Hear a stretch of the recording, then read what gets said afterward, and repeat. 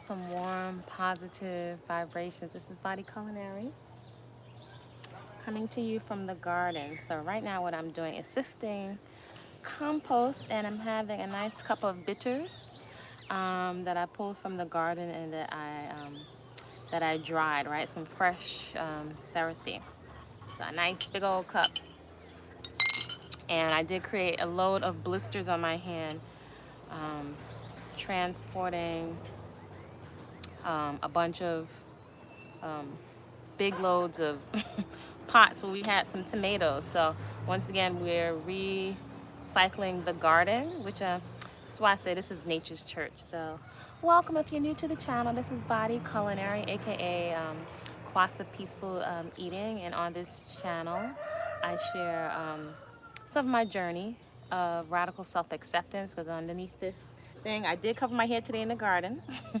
um, have very, very fine hair, very kinky, cottony textured hair, and I share my journey of radical self-acceptance. Greetings. I also share motivation, and I'd like to encourage people to start a garden, whatever environment, no matter how big or small.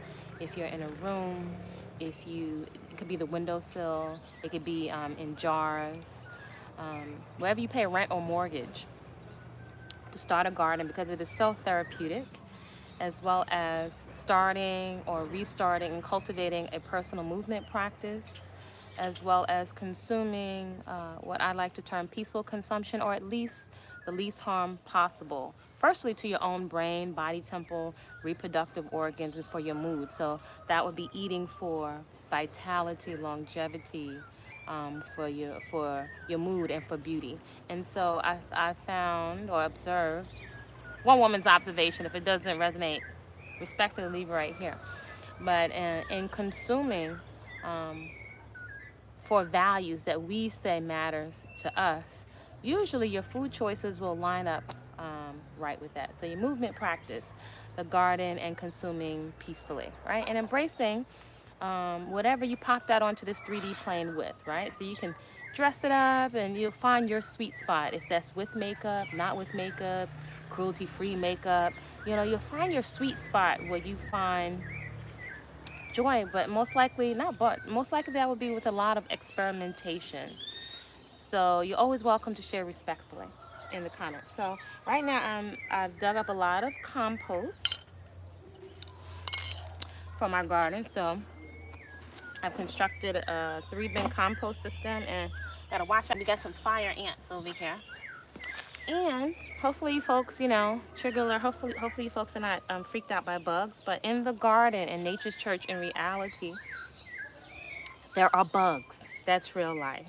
And sometimes our reason is so much that I feel like I want to share.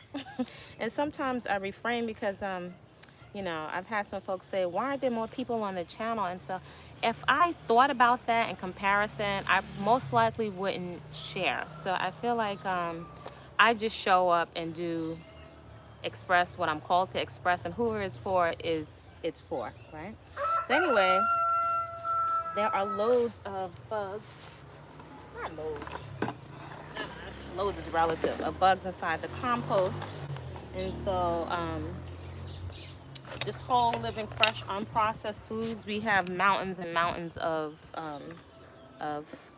scraps, fruit and vegetable scraps. So by now we've taken 3 pallets to 4 pallets. Greetings. You're welcome. So we've created a 3-bin, now a 4-bin system. So we got loads of coconuts. That's meat here for us. And so I've scraped out the bottom of the compost. Actually, we pulled a whole shipping barrel full of compost, but then that's all gone because this was actually a very flat yard, not a big space, but it seems like people think it's like a mega garden because we've maximized the space. So there's loads of bugs and rocks and stuff like that. And so I've been sifting it here. This is all old recycled stuff. I will plant everything. And I'm just sifting all of this. I've done 1 batch so far, so you can get some compost. So like I said, I did bust up my hand yesterday, but interesting. I find like there's such a process of your own therapy, your own self-administered therapy, and Oh, look at these ants. These ants gotta watch these fire ants.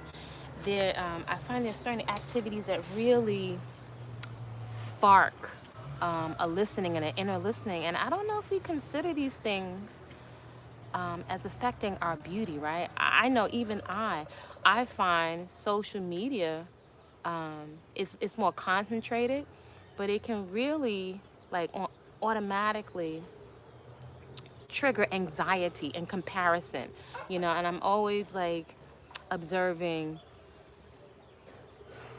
triggeration, right? And that we live in a state quite often in triggeration, and that this triggeration in our subconscious is triggered to make us consume and move out of desperation and make automatic decisions without critical thinking. So I found, because I can be a little long-winded, that the garden and certain spaces of a natural quiet can trigger you in another kind of way, right? And so this type of triggering, which I would say is a beneficial kind of triggering, and even with the stuff that's not so beneficial, doesn't feel good, I'm constantly learning is there are safe spaces where you can ask questions of your anger and your irritation and a lot of the things that mentally and emotionally we're medicating. I don't find that we're encouraged to listen and, as I like to say, ask your dialogue, your internal dialogue, questions, right? Because it forces another level of confidence, right? Where you can get to the bottom. So in my practice as a chef and nutrition consultant and trainer for many years, I'm always fascinated and have a curiosity around what drives our behavior, us to self-sabotage, right? To engage in behaviors when it comes to our reproductive organs, um, our internal organs, our health. We have a lot of, as a society, a species of human beings, we engage in a lot of behaviors that become ingrained and habitual, behaviors that off us, really, that ruin our skin, ruin our body temples, rob us of longevity. And so I don't find in a very natural way that we're encouraged to get to the root of it, right? And so the garden, my movement practice, and even food preparation, right? And how it's occurring to us through the narratives that are being fed to us, take us outside and keep us on the hamster wheel of consuming mindlessly. Whereas the garden, for example, so today in the garden, as I'm sifting through this and I'm looking at the bugs and I'm even listening to some of my own resistance, because I know I could come out here to water. I know the plants like the water first thing in the day. That's what they like. Their pores are open so they can really absorb all of the water. Now, mind you, all of these things are, click off the light bulbs because we're connected to the plants. And as you're in this living experience, what starts to trip off, right, is you'll start to notice how much we are like the plants. So in any event, I was thinking about how much, to be honest here, if you're thinking of people that you don't care for, people that trigger you, maybe at work or a partner or the sibling, and if you listen sometimes to our internal dialogue, it can get intense. We can hear ourselves saying, I hate this person, or this person pisses me off. And in the quiet of the garden, I was reflecting, we choose these people. Quite often we choose we complain and we get angry and depressed, but we choose, whether consciously or unconsciously, the people that we allow into our lives, the substances that we enter into our body. So in the quiet, we can observe and ask. We can have this space to observe and engage curiosity as to why. Why are we choosing? If we're saying that we hate somebody, we're irritated, why are we choosing to stay and to continually engage, right?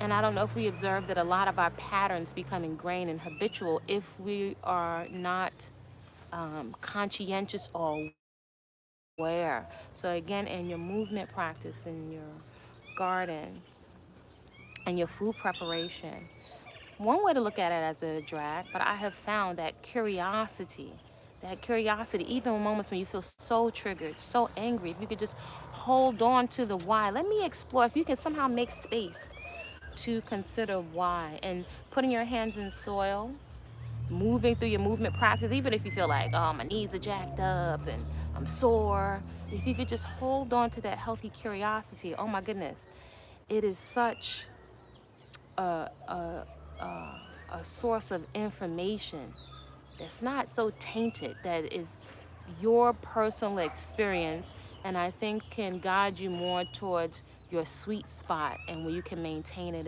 in a sustainable way, if that makes sense. So get rid of these.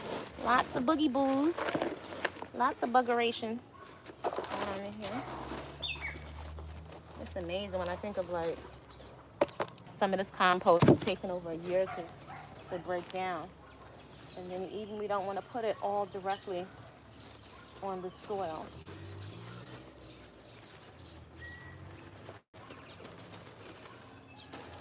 So if I was to come on here all dressed up and stuff like that, it's it's doubtful if I wait for perfection I would even come on to this channel.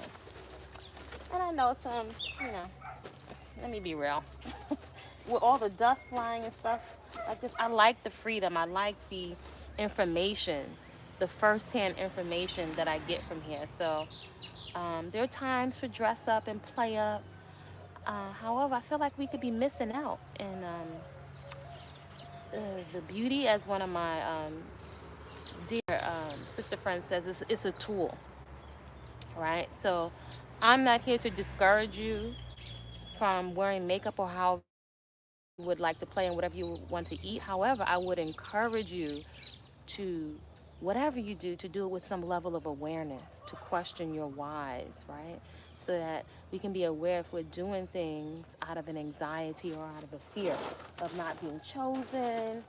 Some people might think this is boring, but all this money we're paying for medication and other people, there's some information that you can get firsthand through experience that doesn't necessarily require you to go to an ashram or a therapist. There might be times when you need to do that. But however, I just observed there's a lot that we're medicating that could be addressed in quality time and self-reflection, if that makes sense. So I like to take the distraction off the table. So I move the hair and the other stuff. There's always time for play with that. And this type of therapy is something that's self-administered. So that being said, I'm going to gather this compost so I can put it on some new plants. We're planting some roses and some new greens, some new vegetables, and lots of fresh herbs. And I want to encourage you all to create a great day on purpose, whatever's going on around you, just because you said so.